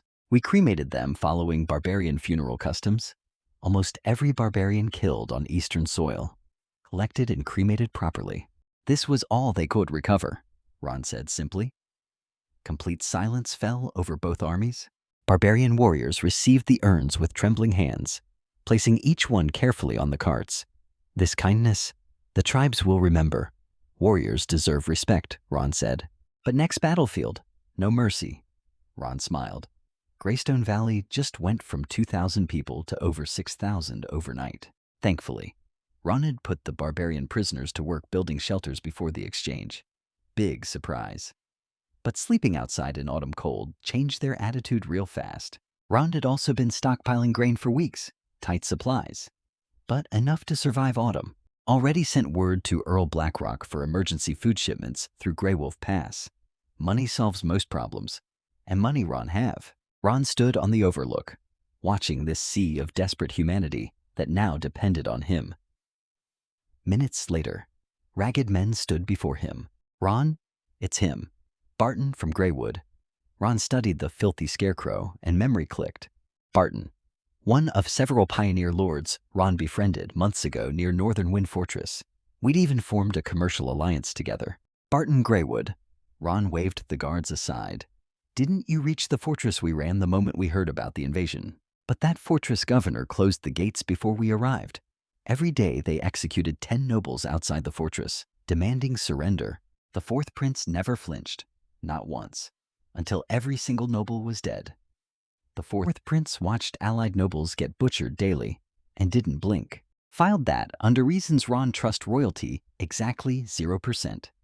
Ron ordered hot baths, clean clothes, and a proper meal. The barbarians didn't attack here. They'd experienced barbarian power firsthand and couldn't comprehend someone actually winning. They stared at him like starving puppies until Ron said, "Eat." After they calmed down, Ron, while Greystone absorbed new people and resources, Prince Leon's failures opened the northern frontier to catastrophe. At Northern Wind Fortress, court politics became deadlier than the barbarian army gathering beyond the walls. Prince Leon chased the throne. Spies manipulated commanders, and loyal defenders discovered that their strongest fortress could be betrayed from within. Away at Northern Wind Fortress, a very different conversation was happening. Ron learned the details later through intelligence reports, and honestly, better than any theater performance. The fourth prince, Leon Dragonspeak, got slapped across the face by his own grandfather, the Northern Duke. Full open palm. Leave a handprint slap. Apparently, the Duke was furious about Leon sealing the fortress gates and letting every pioneer lord outside get butchered by barbarians. Leon protested he'd defended the fortress successfully. The Duke called him a wild dog born from dragons and wolves, then explained that kingdoms aren't just walls. They're trust. Every noble watching saw a prince who abandons allies. Every commoner saw a ruler not worth following. Leon got thrown out of the study like garbage. What happened next was genuinely disturbing. Alone in his room, Leon started spiraling, punched a mirror, bled everywhere, started cutting his own palm with broken glass, while mumbling about how cowards become tyrants. And tyrants outlive good kings. His bodyguard, Carter, rushed in and bandaged him up. Leon tested Carter's loyalty by asking if he'd kill on command. Then Leon asked. Even his grandfather Carter wisely dodged by saying he'd only obey clear-headed orders, not rage-fueled ones. Leon called him a loyal dog. So basically, while Ron was building an alliance, developing agriculture, and negotiating peace treaties, the guy supposedly defending the kingdom's northern border was having a complete psychological breakdown and fantasizing about murdering his own family. This is the man the kingdom trusts with its most important fortress. This is the prince who wants the throne. And people wonder why Ron prefer operating independently in the wasteland. At least in his problems are straightforward. Barbarians, bandits, and food shortages, crazy princes with mirror-smashing habits, and grandfather murder fantasies. That's a level of dysfunction Ron was happy watching from very, very far away. Ron learned about all this through intelligence reports later. And honestly, it read like a trashy political thriller written by a drunk bard. So the barbarians were struggling. After getting their teeth kicked in by yours truly in the east, they'd signed their trade deal. But 3,000 more tribespeople kept arriving from the frozen north. Mouths to feed, not enough food. Their grand shaman, Turk, stood outside his tent doing the ancient barbarian tradition of staring at problems and frowning. Gordon wanted to storm Northern Wind Fortress immediately. Turk told him to calm down. Then dropped a bombshell that apparently shocked everyone in the tent. 3 years ago, he planted a spy inside the fortress, a woman named Anna from the Silver Fox clan, a shapeshifter with the bloodline ability to perfectly copy anyone's appearance and voice. 3 years of deep cover infiltration. While Ron was busy inventing rifles and trading salt, this old shaman was playing the longest espionage game in history. And Anna's target? Prince Leon. The emotionally unstable, mirror-punching, grandfather-hating mess currently commanding the fortress. Turk's plan wasn't to breach the walls physically. It was to make Leon destroy his own defenses from inside. Turn his paranoia and rage into a self-destruct button. Leon's bodyguard, Carter, went to fetch wine from the cellar. Walking back through the corridor, he overheard 2 earls whispering about how the Northern Duke had abandoned Leon and was secretly supporting Prince Albert, Leon's older brother, for the throne instead. Except there weren't 2 earls. Ventriloquism plus shape, shifting plus 3 years of studying fortress politics. Carter, being the loyal dog he is, immediately reported everything to Leon, who was already teetering on the edge of sanity after Grandpa called him a wild dog. Leon's reaction was predictably catastrophic. Then came the question that made his blood run cold when Ron read the report. But long term, the North needs a king with Frostwolf blood. So, let him summarize the strategic situation. Barbarians have a shape-shifting, super spy, manipulating an emotionally broken prince into potentially murdering his own grandfather. If the Duke dies, the fortress command structure collapses, and Ron was sitting in his wasteland, counting sheep and training farmers, completely unaware that civilization survival depends on one crazy prince not killing his grandpa. Ron pieced this together from reports afterward, and it reads like a tragedy written by someone who hates happy endings. Leon went full murder mode, tapping the table like a war drum, staring at the Frostwolf family crest, then casually asking Carter for his grandfather's complete schedule. Leon grabbed his fancy silver sword, Frost Whisper, from the weapon rack, caressed it like a lover, and ordered Carter to deliver the Duke's itinerary by sunset. The schedule revealed something precious. Every evening, the Duke drinks honey wine in his study, but Leon was too consumed by rage to notice the manipulation. Duke returns to bedroom, dies, and sleep. After Carter left, Leon stood alone at the window holding the poison, strict but warm, eyes full of hope. Next evening, Leon dressed in formal silver gray, sword at his hip, walking toward the Duke's tower with the calm confidence of someone attending a dinner party instead of committing murder. The Duke wasn't receiving visitors. Leon pulled rank with icy authority until the Duke's voice boomed from inside. Duke Vesemir Frostwolf sat behind his massive desk, nearly 70 spines straight as steel. Silver hair glowing golden in firelight, those sharp gray eyes, identical to Leon's. Watched his grandson enter. Leon spotted the steaming honey wine on the desk. Ron came to apologize. Grandfather? Ron was impulsive. The Duke raised an eyebrow. You were right. Right, Leon continued, voice perfectly sincere. Ron would prove himself worthy of the Frostwolf name. Leon's eyes locked onto that cup, heart pounding, cold sweat on his palms. The moment was now, but his hand wouldn't move. You look pale, the Duke noticed. Then the Duke pushed his own cup toward Leon, and standing there holding murder in his pocket while his grandfather offered him wine, even from his wasteland. Reading this report months later, Ron felt the weight of that moment. Ron reconstructed this from multiple intelligence sources later, and every single detail made his head hurt more than the last. So, Leon's sitting there with murder poison in his pocket, working up the nerve to spike Grandpa's wine. But before he even moves, the Duke suddenly goes ghost white, drops his silver cup, and honey wine splashes across the floor.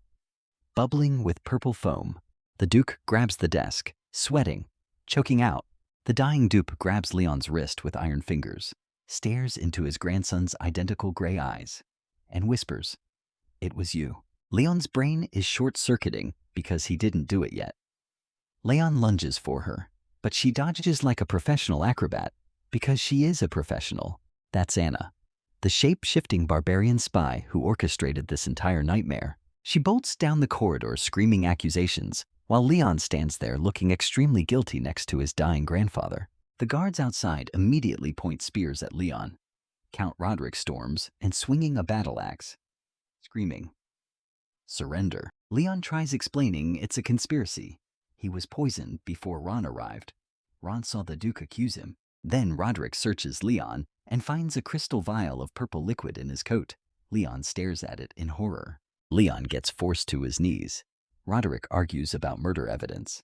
Ron sees northern nobles threatening the crown successor. Leon, kneeling with messy silver hair and desperate eyes, gives one order.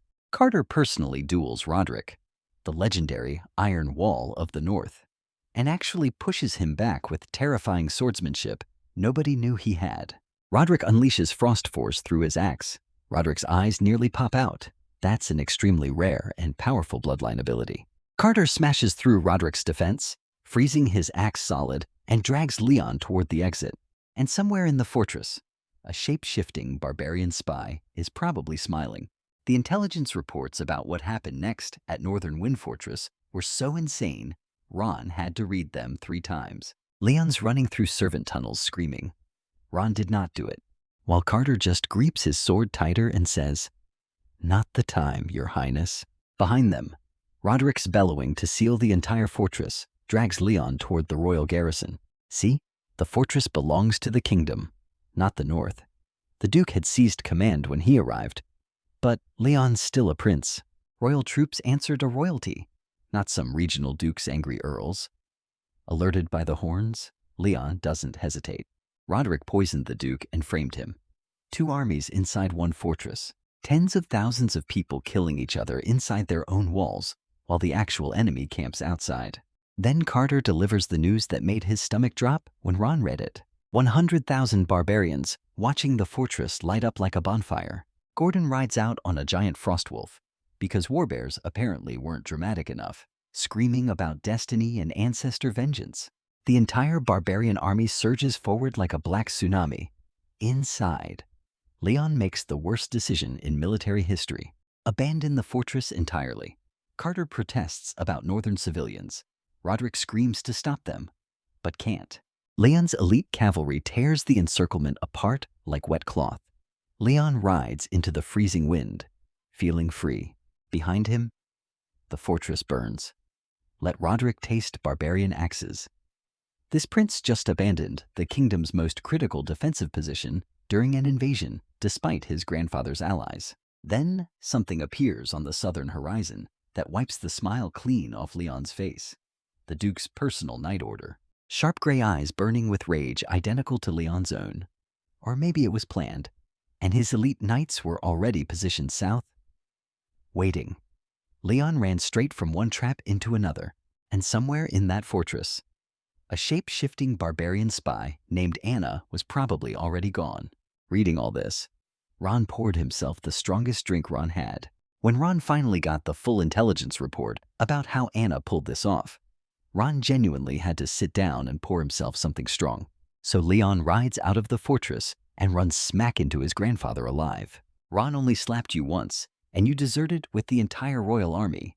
Leon stammers about someone impersonating the Duke, getting poisoned. The Duke calls it nonsense. Roderick is his most loyal commander, then mentions he left the fortress because Earl Andre arrived badly wounded, reporting barbarian raiders in the northern heartlands, except the Duke found nothing at Andre's territory either.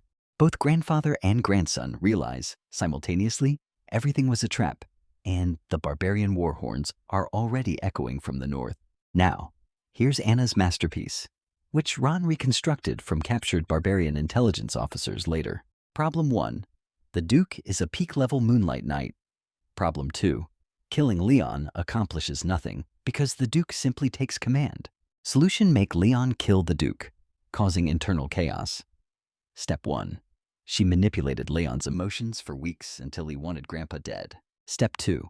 The same night, Leon decided to commit murder. Anna disguised herself as the mortally wounded Earl Andre and died in the Duke's arms. Heartbroken, the Duke rode out with his elite knights to investigate, because apparently a chained dog could guard the fortress. Anna crawled out of her fake grave, shapeshifted into the Duke, sat in his study, drank pre-poisoned wine when Leon arrived, and performed the most dramatic death scene in history. Fortress erupts into civil war. Anna reminded him the Duke's army was returning fast. Ron sat in his peaceful wasteland, reading this report, doing mental math on how completely doomed the kingdom was, and thought, thank God Ron chose the boring eastern frontier. The reports from Northern Wind Fortress read like watching a house fire from across a river.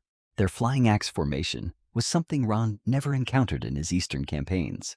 Brutal and effective, the Duke charged back with everything he had. His legendary axe, Frost Howl, carved through barbarians like butter, but 3 flying axes brought down his horse simultaneously.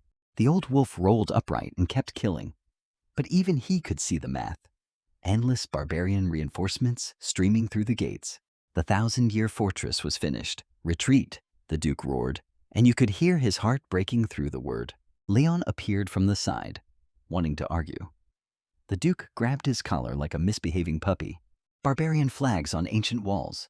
Roderick went white with rage, realizing he'd been manipulated into fighting Leon while barbarians vaulted through the front door. The Duke split forces with cold efficiency. Roderick takes 1st Legion east, evacuating civilians. Leon's royal troops clear the southern route. Duke personally covers the retreat with his Frostwolf Knights. Then Roderick requested to stay behind instead. The fortress fell partly because of his actions. The Duke stared into his old friend's bloodshot eyes and saw absolute finality. He gave Roderick half his elite knights and 1 order. Roderick built barricades in the narrow streets. When Gordon, the Skull Crusher himself, led the barbarian charge forward, Roderick did something magnificently insane. Roderick ripped off his bloody cloak, baring his scarred chest. 1 old earl against the most dangerous barbarian alive, buying minutes with his life so thousands could escape. Reading this from his quiet study, Ron raised his cup silently. Ron never met Roderick, but Ron recognized what he was. The honor duel between Roderick and Gordon was, by every account Ron received, the most spectacular single combat in a generation. Gordon crashed his twin axes together overhead like a barbarian dinner bell. Roderick waved his Frostwolf Knights away and walked into the arena alone. Roderick dodged the first, parried the second. Then the old Earl activated his bloodline power. Frost crawled up his sword arm, ice crystals coating the blade, temperature plummeting until the air itself sparkled with frozen moisture. He stomped the ground so hard it cracked open. Roderick's strikes froze the ground solid. Gordon's blows got heavier each swing until the old Earl's hands went numb. Roderick launched an ice spike from underground. Gordon dodged, but caught a slash across the cheek. Roderick dumped everything into 1 final attack. Roderick was flat on his back in a pool of blood.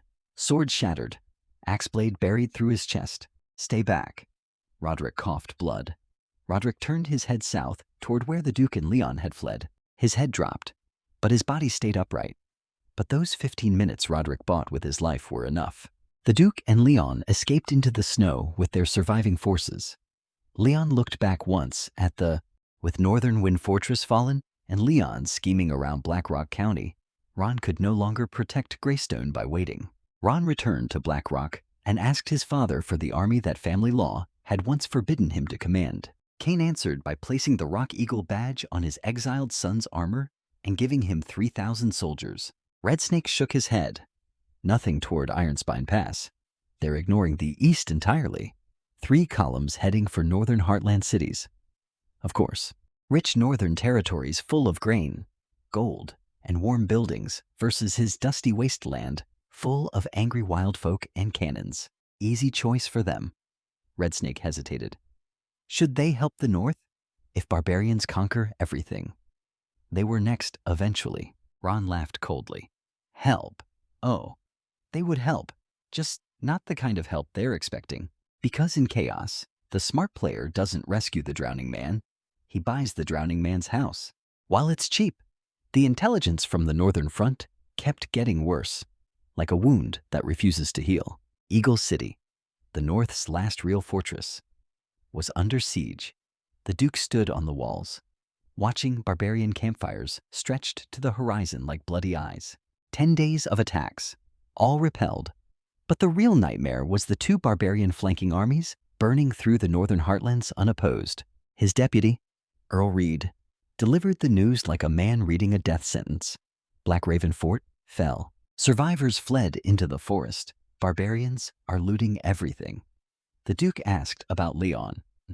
3 days overdue for reinforcing the Eastern Front. Reed's jaw tightened. Prince Leon reports he's trapped by a blizzard in Eagle Claw Canyon. 5-day delay minimum. A blizzard. The Duke's voice cracked stone. He's been in the North for months, and he's scared of snow. Reed showed him the letter. The Duke nearly combusted. That wild dog. Ron thought seeing real blood would awaken some wolf in him, but he's still just a hyena who runs with the wind. His fist hit the battlements so hard the stone cracked. Actual cracks in stone? This old man punches walls like a shaped metal. The one bright spot. Someone named Prince Larigia, the Duke's grandchild through his disgraced son Rita, had organized a brilliant defense at Ice River Road, blocking Gordon's advance toward Frostwolf City, burned 3 bridges, created a stalemate, gathered reinforcements until forces were evenly matched. Finally, decent news, the Duke muttered. That child's always been steadier than his father. Reed carefully mentioned that Rita, the Duke's actual son, had been managing Frostwolf City well for years. The Duke shut that down instantly. He deserted a battlefield and got 300 soldiers killed. Blood doesn't equal honor. He'll never inherit. The Northern aristocracy's family drama makes his look like a children's story, at least when his family kicked him out. Nobody died. The Duke sent Reed east with the 3rd Legion to block the other barbarian column, then turned his attention back to Leon, who he couldn't reach and couldn't trust. Meanwhile, at Eagle Claw City, trapped by blizzard, Leon was lounging on a gold throne draped in furs, sipping wine from a ruby-studded goblet by a roaring fireplace. 9,000 kingdom soldiers sitting idle while the North burned. Carter suggested the Duke might get angry. Leon laughed. Let the old man and his wolf cubs die. The North is finished anyway. Ron won't waste his last 9,000 troops on a meaningless war. Carter tried pointing out that without Northern support, Leon's throne ambitions were dead.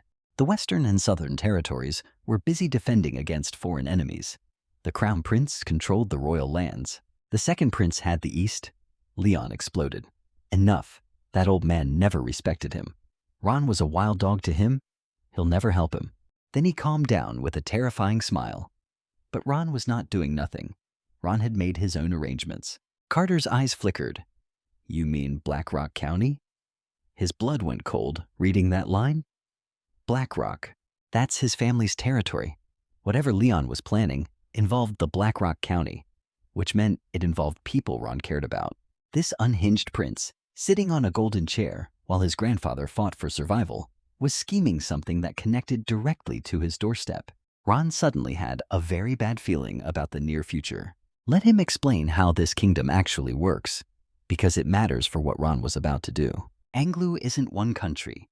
It's 6 power blocks pretending to cooperate. The royal lands sit in the middle for duchies surround them like jealous siblings. The Eastern Black Tide Duchy has ships and spice money. The Western Pale Cliff Duchy has mountain fortresses and silver mines. The Southern Golden Grain Duchy has farmland and feeds everyone. The Northern Frostwolf Duchy has terrifying soldiers and iron. Then there's Black Rock County, his family, the forgotten coal lump in the corner. They don't have fleets, fertile plains, or silver mountains. What they have is a bloodline ability that lets them shatter fortress walls or build them. His ancestors constructed the entire Black Rock Mountain barrier, protecting the kingdom from northern barbarians. Generations of blood, sweat, and supernatural masonry, their reward being called the Mason family with a sneer. The current king got scared after one lost battle and became a palace schemer. No more wars meant no more need for wall breakers. Royal marriages promised to BlackRock got downgraded to distant cousins. Centuries of loyalty repaid with contempt. His father, Cain BlackRock, saw through the kingdom's hypocrisy long ago. So when his ambitious exiled son showed up, needing an army, he didn't hesitate. "You're sure about this?" father asked, studying him calmly. Ron stood on their castle tower overlooking the BlackRock Mountains. Ron could not let barbarian attention reach the eastern wasteland. This is their best opportunity. The kingdom is rotting, for duchies only care about themselves. They had bled for them long enough. Father went quiet. His fingers tapped the obsidian armrest like a slow heartbeat. Wind threw gritty sand against the windows. "How many people do you need? How many can you give?" He stood, unclipped the obsidian Rock Eagle badge from his belt, the symbol commanding the Rock Eagle Knight Order, and pinned it to his armor. A hawk with ruby eyes, gleaming blood red in torchlight. "Ron Greystone. Baron, Ron appoint you commander of the Rock Eagle Knight Order. 100 Rock Eagle Knights Northern Relief Mission." Ron knelt. "Yes." His liege? 100 knights sounds small, but every single one is a bloodline awakened superhuman warrior. Add squires and support troops, nearly 3,000 soldiers total. 3 days later, BlackRock Castle's iron gates groaned open. 300 light cavalry in gray cloaks rode out first, small metal canisters swinging from their saddles. Then the 100 Rock Eagle Knights in black armor cracked like volcanic stone, glowing faintly red along every seam. Their wasteland horses were smaller than royal war horses, but could sprint across mountains like goats. Behind them marched pikemen, longbowmen, and 20 siege equipment wagons pulled by wasteland oxen, hiding new torsion catapult components under waterproof canvas. 30 engineers carrying tower shields walked between each wagon. Ron sat at the front on his black horse, crimson capes snapping in the wind. Ron raised his hand. The column halted. Ron turned toward father on the castle wall. "Cain." BlackRock lifted the ancestral volcanic stone goblet and poured dark red wine down the wall. "The oldest BlackRock blessing for departing warriors. Rock Eagle's sources," the garrison captain bellowed. "Talons break the dawn." 3,000 voices shook loose rocks from the cliffside.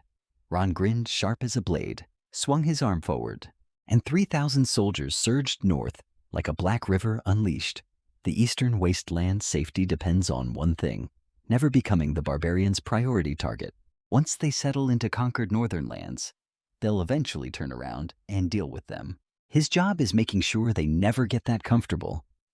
Ron couldn't save Northern Wind Fortress, but Ron could absolutely keep the Northern War burning forever.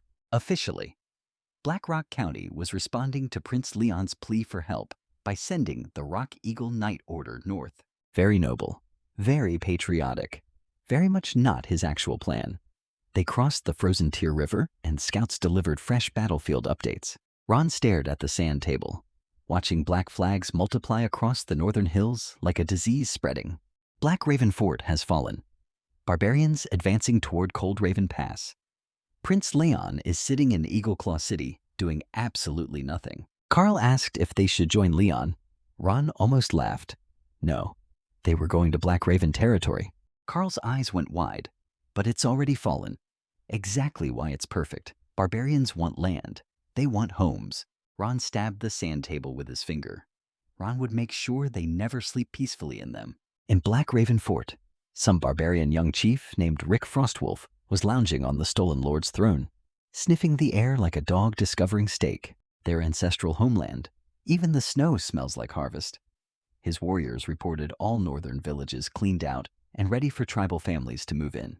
Meanwhile, the real lord, Earl Desmond Black Raven, was hiding in a beech forest with 30 survivors, watching barbarians drive his people from their homes at Spearpoint, old folks stumbling through snow, mothers clutching crying babies. Anyone who resisted got stabbed. Blood blooming like red flowers on white ground. Desmond's fingers dug into tree bark until they bled. 50 years old, armor still bearing arrow scars from the fortress's fall. Those animals, those are his people. His scout captain held him back. 30 men against hundreds would be suicide. The barbarians were cocky. No patrols, no perimeter security. They'd conquered Black Raven and assumed the war was won. Classic overconfidence. His army moved fast along frozen tributaries. By nightfall, they'd reached their ambush position above a narrow mountain road. Ron stood on the ridge looking down at the perfect kill zone. Moonlight stretching his shadow across jagged rocks. Scouts reported barbarian migration convoy arriving tomorrow morning. 300 warriors escorting families, elderly, women, children packed into ox carts with bone bells jingling on their ankles. Next afternoon, the convoy appeared exactly on schedule. Ox carts loaded with possessions, old people huddled under furs, warriors marching casually, completely relaxed. Ron raised his iron gauntlet. Signal flags went up. 50 archers in white camouflage cloaks rose from snowdrifts on both sides of the canyon, bowstrings creaking in unison. Is ambushing a migration convoy cruel? Maybe, but these same people drove Desmond's civilians into the snow and murdered anyone who hesitated. War doesn't reward kindness. It rewards whoever hits hardest when the enemy isn't looking. And right now, 300 barbarian warriors were staring at 50 arrows pointed at their faces, wondering how their perfect conquest suddenly developed complications. Welcome to his war, Rick Frostwolf. Get comfortable. Actually, don't fire 50 longbows, saying, armor-piercing arrows turned 300 barbarian escorts into pincushions before they even understood what was happening. Their fancy for armor. Tissue paper. 20 warriors dropped in the first volley. The escort captain started screaming orders and caught an arrow through the throat mid-syllable. Pinned to the snow like a museum exhibit, Ron signaled the engineers. 10 miniature catapults. Beautiful black rock engineering. 1/3 normal size. Full killing power, launched simultaneously. 20-pound rocks screamed into the densest part of the convoy. One ox cart exploded into splinters and body parts. Second arrow volley. Fire arrows this time. Flaming streaks cut off their retreat completely. Smoke columns twisted into the frozen sky like tortured snakes. Rock Eagle Knights charge. 100 black-armored knights erupted from the hillside on ice, spiked horseback using the downhill slope like a natural accelerator ramp. Beautiful, terrifying, unstoppable. Then Rick Frostwolf's sister, Aisha, grabbed a battle axe and leapt onto a horse, screaming a war cry. That lasted exactly 1.5 seconds before Carl put a steel core bullet through her forehead from 300 paces. She dropped like a puppet with cut strings. Ice blue hair spread across red snow. Harsh, absolutely. But she grabbed a weapon on a battlefield. That's a combatant. Every barbarian bloodline warrior who activated their rage got immediately sniped by Carl's team. Without superhuman champions, regular barbarian warriors crumbled under 100 knights, thundering downhill at full speed. Don't linger. Punch through and go. 15 minutes. The entire attack lasted 15 minutes. They carved through, left behind burning wagons, scattered corpses, and deliberately wounded survivors because injured soldiers drain more enemy resources than dead ones. Ron rode down to an old barbarian woman cradling Aisha's body. Through his iron mask, Ron said, "Be grateful we're not like you. We don't kill unarmed people. Now take your survivors to Black Raven Fort. Tell Rick Frostwolf that the Avenger awaits him." His uncle Alaric questioned, leaving himself with only a few hundred light troops while sending him to capture the fortress. Rick has 1,000 warriors. Don't question him. Ron destroyed 9 barbarian warbands with 3,000 men in the eastern wasteland. He shut up and rode off with the knights. Now the fun part. Rick Frostwolf saw his sister's corpse and completely lost his mind. Exactly as planned. Smashed cups, screamed, grabbed his frost-glowing battle axe.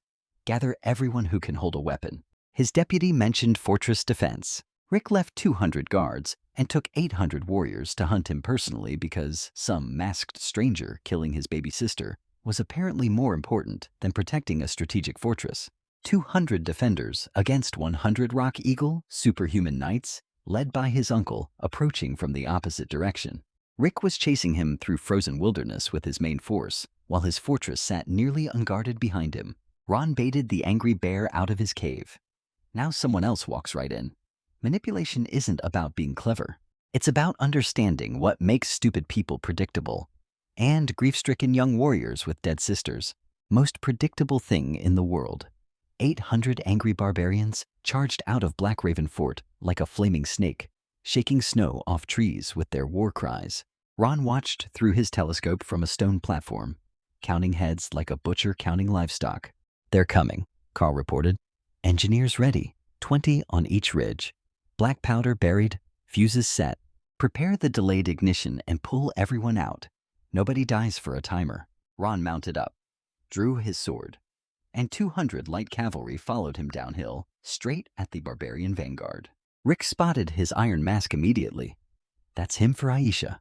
They charged directly at them, then split apart like water around a rock at the last second, wheeling along both flanks. His riders turned in their saddles and fired whistling arrows. Rick screamed, chasing them like a dog chasing a car. Ron kept the distance perfectly calibrated, close enough to enrage, far enough to survive. Carl rode up. Ron signaled.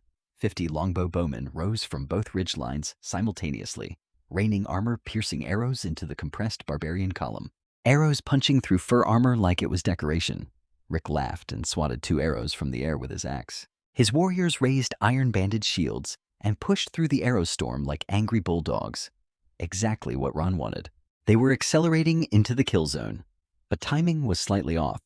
Ron needed them deeper. So, Ron did something beautifully stupid.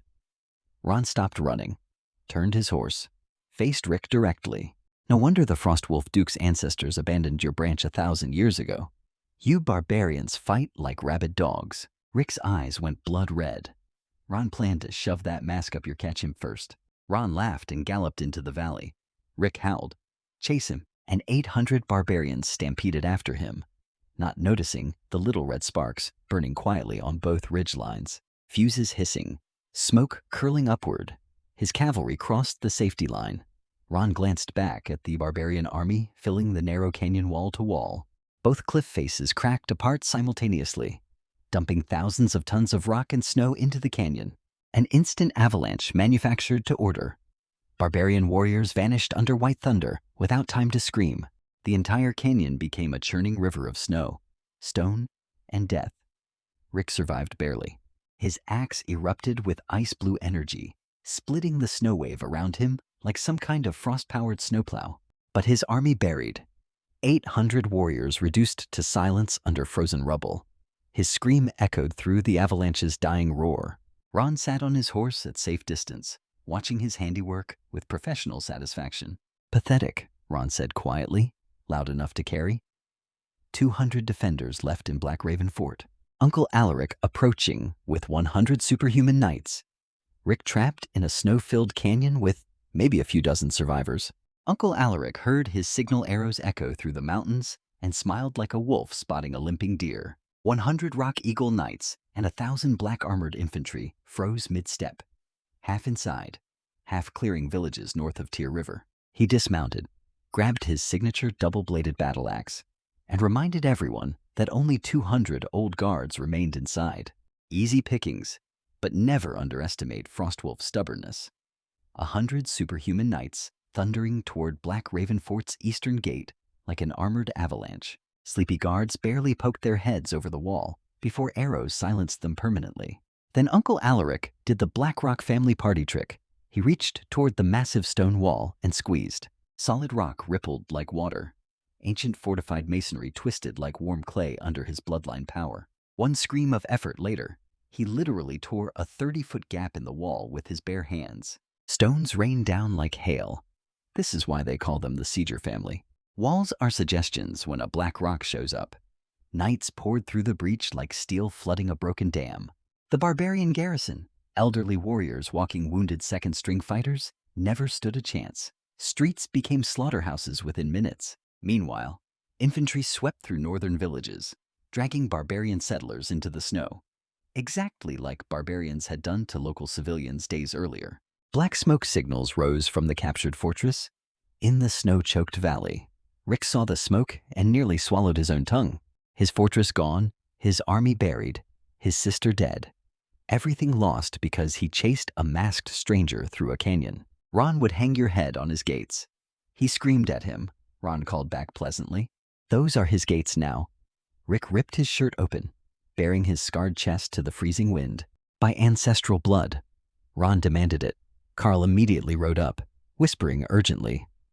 Accepted, Ron said, dismounting calmly. Carl wanted to argue, but saw his Eastern riders and Blackrock longbowmen already forming the traditional dueling circle.